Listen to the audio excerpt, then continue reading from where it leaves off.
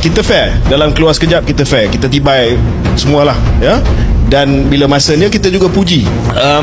PMX lah jawab bahawa kalau nak kaji dari segi sejarah boleh kaji, ya, sama ada asal usul Pulau Pinang tu dan juga sejarah Pulau Pinang yang telah pun diberi kepada East India Company. Malah saya ada buku ni daripada Profesor Dato' Ahmad Murad Marikan, seorang profesor daripada Universiti Islam Antarabangsa, yang menulis bagaimana sejarah Pulau Pinang adalah sejarah yang ditulis oleh penjajah, iaitu apabila Pulau Pinang seolah-olah Francis Light yang menjadi founder of Pulau Pinang. Seolah-olah sebelum Francis Light tu tidak ada apa-apa di Pulau Pinang.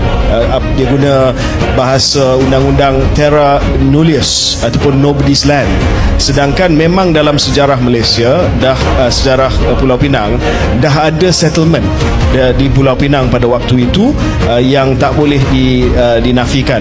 Dan beliau tulis bahawa contoh di Batu Uban di Pulau Pinang dah memang ada perkampungan di Batu Uban tersebut, dan perkara ini juga diteruskan oleh Tun Mahathir dalam tulisan beliau yang mengatakan bahawa antara syarat penjualan ataupun syarat Sultan Kedah memberi Pulau Pinang kepada British East India Company adalah supaya British dapat mempertahankan Kedah daripada serangan daripada negara-negara ataupun kuasa-kuasa luar, which the British didn't do.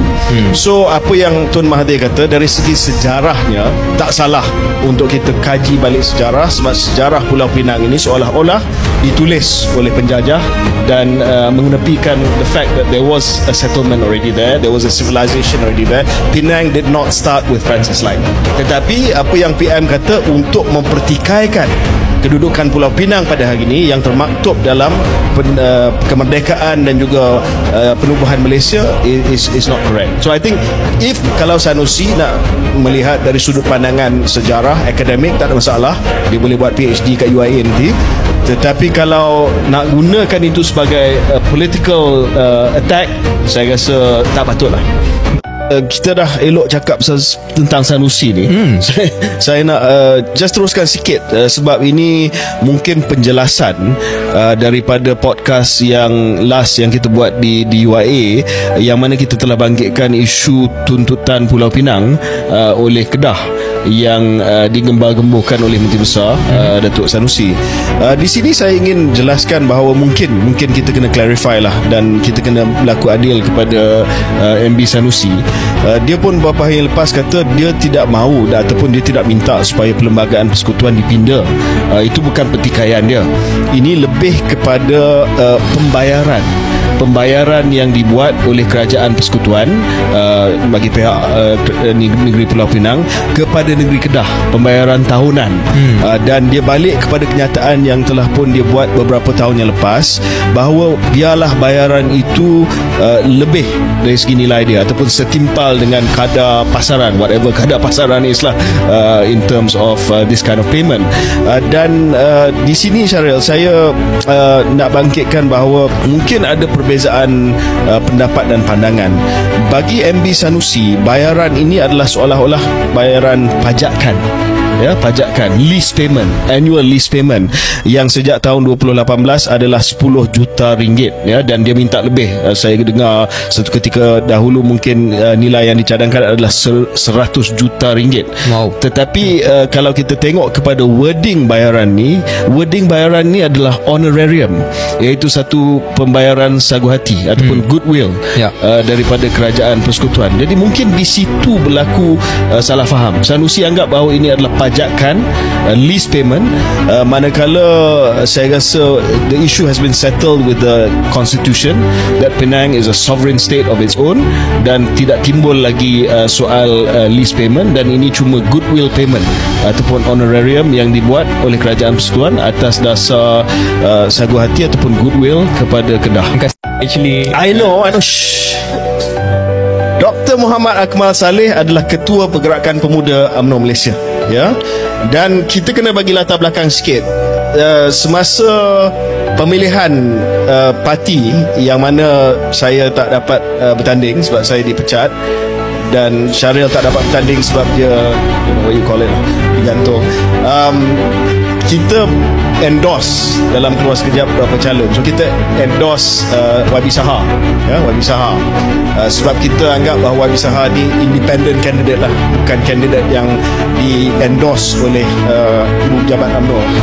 Dr. Akmal ni kandidat yang di-endorse, maknanya kandidat yang dapat restu daripada bekas Ketua Pemuda dan juga daripada Presiden. So kita kata dia akan jadi paturut lah basically at that time. Tapi yang mengejutkan saya, dia sebenarnya telah pun menjadi seorang yang ada suara dia sendiri, ya? Walaupun kita beranggapan bahawa dia akan jadi Pak Turut ataupun Pak Angguk, tapi he has emerged as somebody yang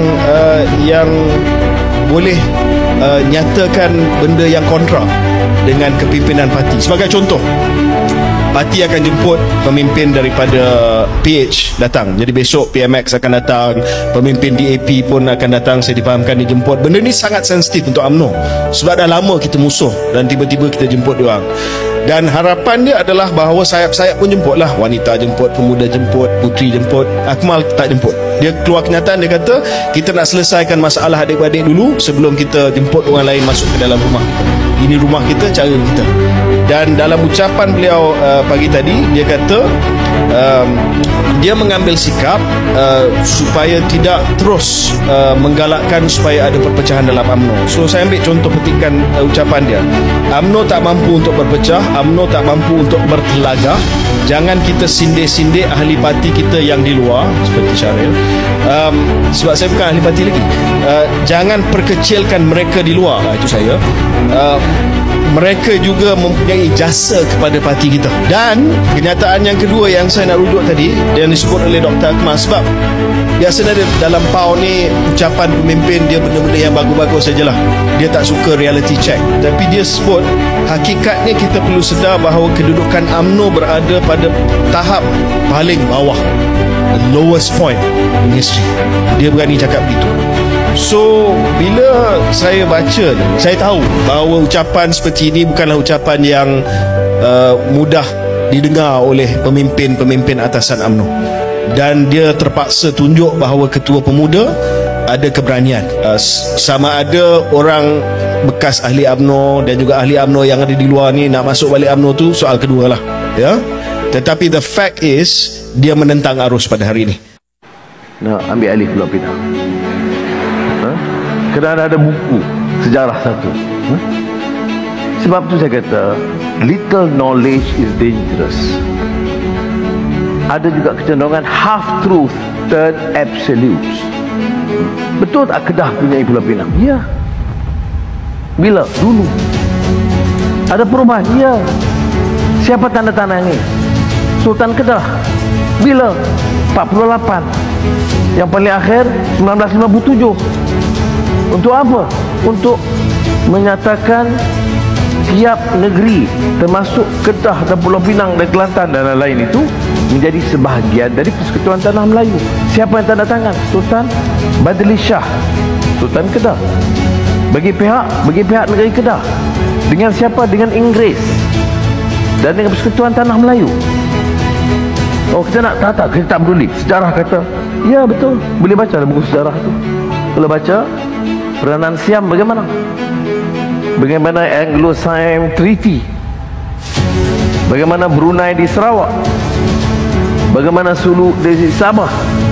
Bagaimana Anglo-Dutch Treaty 1824 yang memecahkan kita dengan Indonesia? Padahal dulu kerajaan ada kerajaan Johor Riau. Sebelum itu Sriwijaya, sebahagian dari tanah Melayu pun diambil. Jadi read. Kalau nak jadi pimpinan, lebih-lebih lagi mencabar. Jangan main suara politik picisan. Guna ilmu dan selamatkan rakyat.